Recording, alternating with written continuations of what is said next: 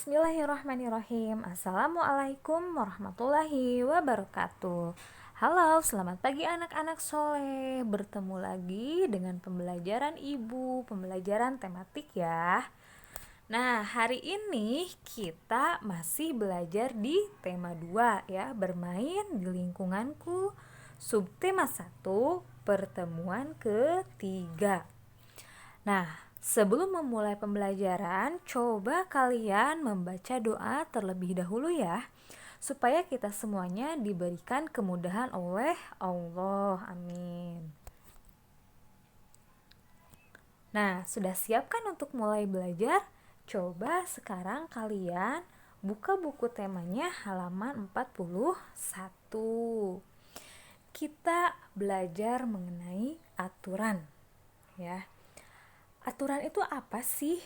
Aturan itu ya segala sesuatu yang harus kita patuhi ya atau laksanakan.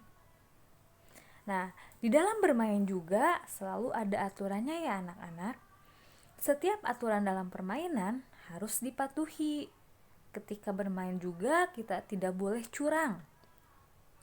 Aturan itu tidak hanya dalam ada permainan saja anak-anak, tetapi di rumah juga ada beberapa aturan. Apakah kalian tahu? Nah, nanti kita bahas sama-sama ya.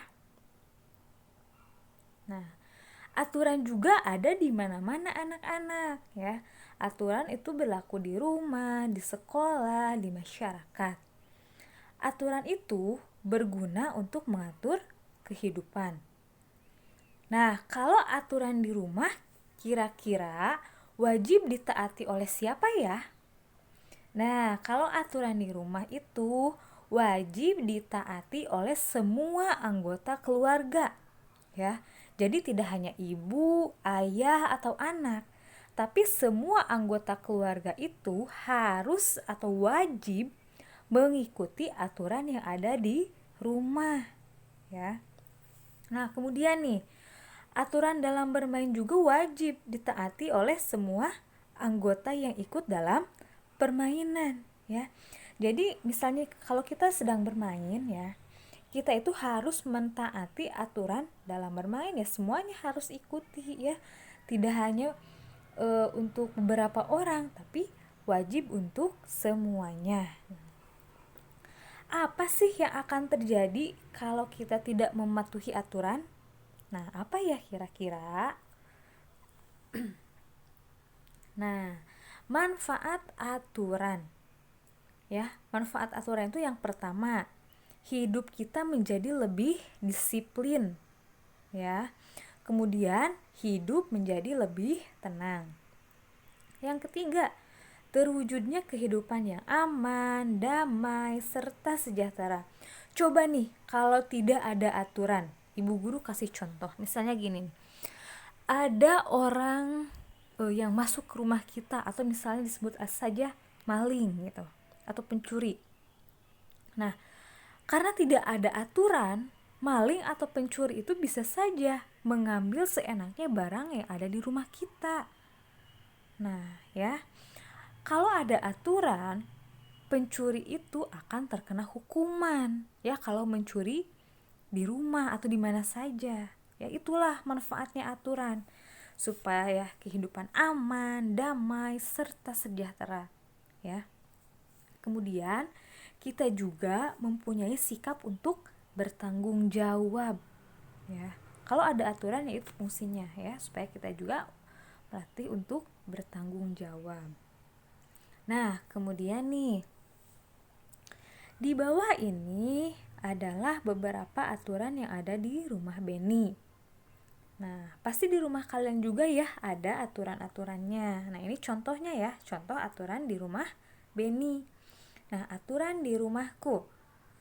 Pertama, bangun pukul 5 pagi misalnya.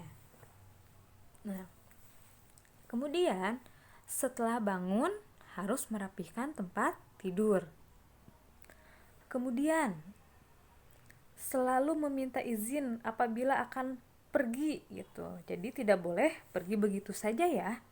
Tetapi kita itu harus izin terlebih dahulu kepada orang tua atau orang yang ada di rumah, supaya mereka itu tidak khawatir ya.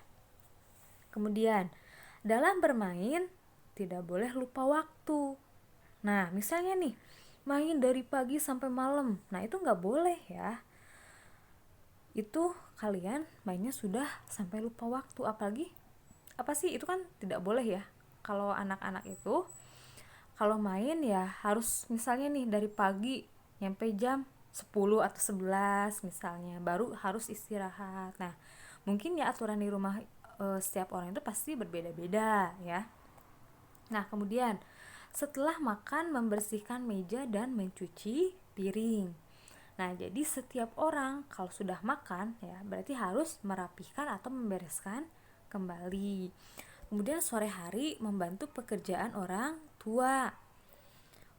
Kemudian pukul 19 atau pukul 7 malam belajar dengan rajin. Dan pukul 21 atau pukul 9 itu kalian harus tidur. Nah, itu adalah aturan di rumah Beni. Kemudian bagaimana sih aturan di rumah kalian? Nah, coba nanti untuk tugasnya kalian membuat aturan yang ada di rumah kalian ya. Oke. Sekarang kita buka lagi halaman 42 nih anak-anak ya. Berilah tanda centang pada kolom yang sesuai. Nah, yang pertama, menonton sampai larut malam. Apakah itu perlu dilakukan atau tidak boleh dilakukan? Nah, tidak boleh dilakukan ya anak-anak. Kita itu ya, kalau menonton TV tidak boleh sampai larut malam. Ya, kalau sudah waktunya tidur ya harus tidur ya. Berarti harus dikasih checklist ya. Kemudian membantu ayah dan ibu. Perlu dilakukan gak ya kira-kira? Perlu ya, kita itu harus membantu ayah dan ibu ya, membantu pekerjaan yang ada di rumah ya. Kemudian mengerjakan PR, perlu dilakukan atau tidak boleh dilakukan sih? Nah, kalau mengerjakan PR itu harus ya atau perlu untuk dilakukan. Untuk apa sih? Ya, untuk mengulas pembelajaran supaya tidak lupa ya. Itu juga tandanya kalian bertanggung jawab terhadap tugas ya. Kemudian bermain dengan curang, kira-kira perlu dilakukan atau tidak boleh dilakukan? Tidak boleh ya anak-anak. Kalau bermain itu kita harus dengan jujur, tidak boleh curang ya. Kemudian yang kelima, meminta izin kepada orang tua apabila akan bepergian ya. Perlu sekali untuk dilakukan. Kenapa perlu? Ya, supaya orang tua kita tahu kita akan pergi kemana dan tidak khawatir ya. Nah, kemudian kalian coba dikerjakan juga ya, beri tanda centang ya di halaman 42. Kemudian nih anak-anak, untuk tugasnya ya, tugas hari Senin ini tanggal 24 Agustus 2020.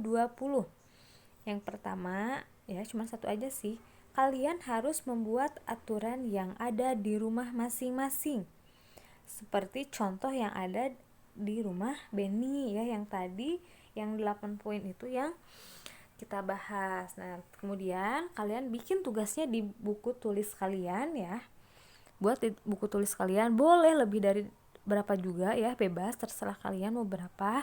Kalian membuat aturan yang berlaku di rumah kalian ya. Nah, mungkin itu saja anak-anak untuk tugas hari ini. Kalau masih ada yang belum difahami, boleh kalian tanyakan. Kalau misalnya ada bagian-bagian yang penting, boleh kalian tulis juga ya. Mungkin itu saja. Wassalamualaikum warahmatullahi wabarakatuh.